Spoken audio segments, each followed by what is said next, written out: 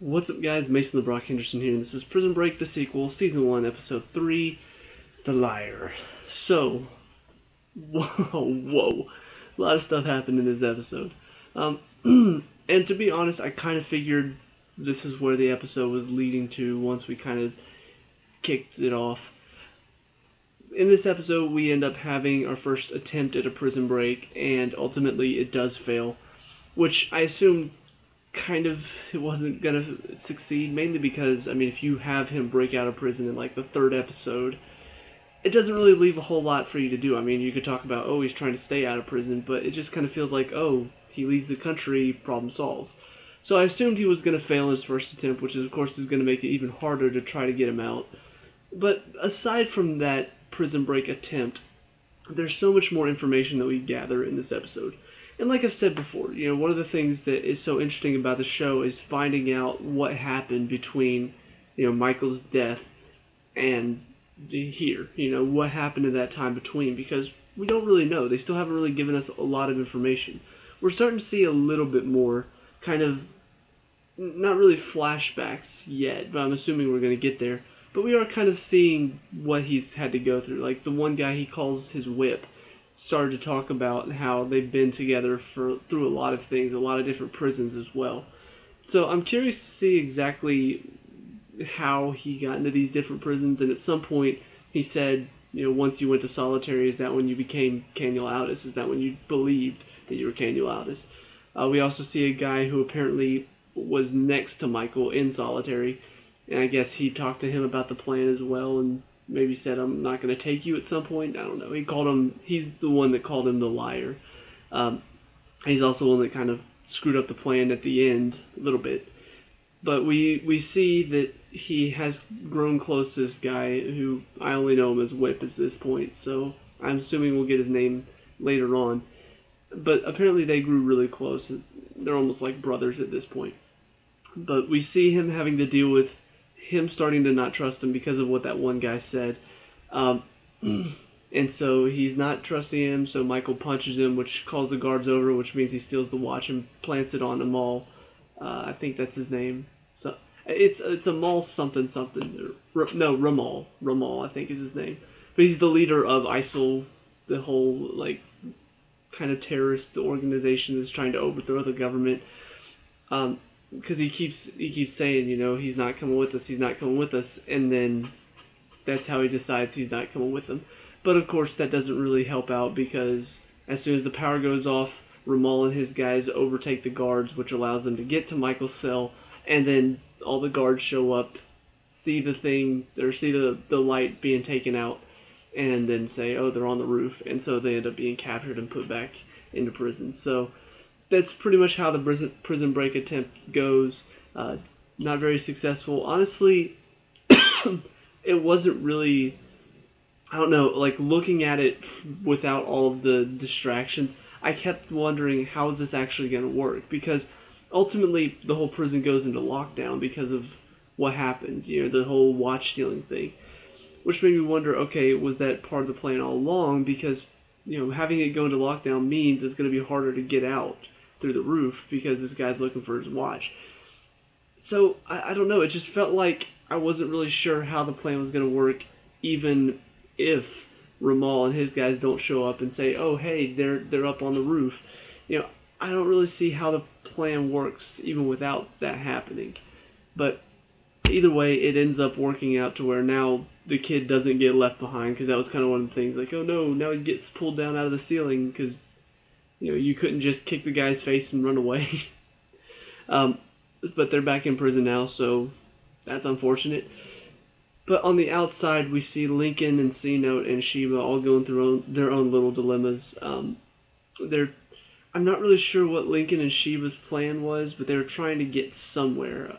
I think they were trying to get to the rendezvous point to help Michael, but they get intercepted by some of the extremists that are out there shooting up everything. And one of the guys that was talking to Sheba in the last episode about, oh, you're my woman or something like that, he manages to get a hold of her and starts beating the crap out of her because she kind of betrayed him. And it's kind of just showing, I think it was more a point to be made about the idea of women in this, I don't know, religion slash society. Like, they're very clearly not respected, but this kind of showed, like, he thinks a woman should just be a servant to a man, and that's it. And so he tries to get her to be a servant, and she just says no, and so he just keeps beating the crap out of her until eventually Lincoln makes it out of his cell, and then beats the crap out of him. So he and she are escaping. Meanwhile, C-Note and the guy whose son is in prison go shut the power off, and then C-Note's told by Lincoln, go meet Michael at the rendezvous point.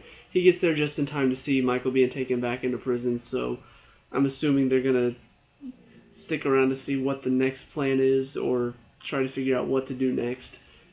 But at least C-Note managed to see that, because I was wondering, like, is he just going to get there and just wait and be like, oh, there's nobody here? And then Lincoln's going to be like, you just missed it. But since he actually saw Michael, he'll be able to tell Lincoln, no, he got captured. He's back in prison again. And then the final thing is everything going on with Sarah back at home. She's being tracked by these people. She sees her phone is being hacked. And so she takes her phone to this electronics store. The people that are following her go into the electronics store. Sarah sees them from across the street. And instead of just, like, running away, she's watching them until they're like, oh, she tricked us, and then see her across the street. So they follow her. She manages to escape, but the guy from the electronics store calls her back and says, you hacked your own phone. It was your thumbprint. It was your thumbprint that was used to input the device. And so at that point she realizes, holy crap, the only place I could have given up my thumbprint was whenever I had the glass from going to visit Kellerman. So either Kellerman is involved or something else is going on. You know, we saw the thumbprint thing, but I'm not entirely sure if that's official. You know, it's one of those things where it's like, oh, well, that's one place she could have given up her thumbprint, but she's touched a lot of other things aside from that. So I'll be curious to see if that actually ends up being like Kellerman is working for this Poseidon group or whatever. And of course, this ultimately leads to her saying, okay, Teabag, I need your help. Kind of unfortunate because I still hate Teabag as a character, but assuming he's actually going to help, that's the thing. That's the thing about this show that I didn't really like in the first show, is that a lot of the times it felt like you couldn't trust anybody. You know, like Teabag felt like he would just turn on a dime to help whoever would help him. You know, so like Michael needed him to do something, he's helping out, but then somebody captures him, and he's like, okay, I'm going to turn on Michael. You know, because you could never trust him. It kind of feels like bringing him back in brings that element back in as well. Like, oh yeah, Teabag's helping out until he needs to help himself. So I don't really like the fact that he's getting involved again and that Sarah feels like she needs to involve him again. I'd much rather her bring Sucre in because Sucre is a much better character. But I guess we'll see where it's going from here. For now, it's kind of like he sees that Michael helped him get his new prosthetic hand, and so he's like, oh yeah, you know, I'll help Michael out. But don't know where that's going from there. Don't know how much of a help he's going to be from here on out. We'll see, though. That's about it for this episode, though. Going forward, I don't really know what to expect. You know, like I said, I kind of expected there to be a prison break attempt in this episode. But the fact that they failed, I don't know what's going to happen from here. I don't know, you know, how are they going to handle this? Is Michael just going to be like, oh yeah, that's it. You know, I'm in prison now and I'm stuck in here.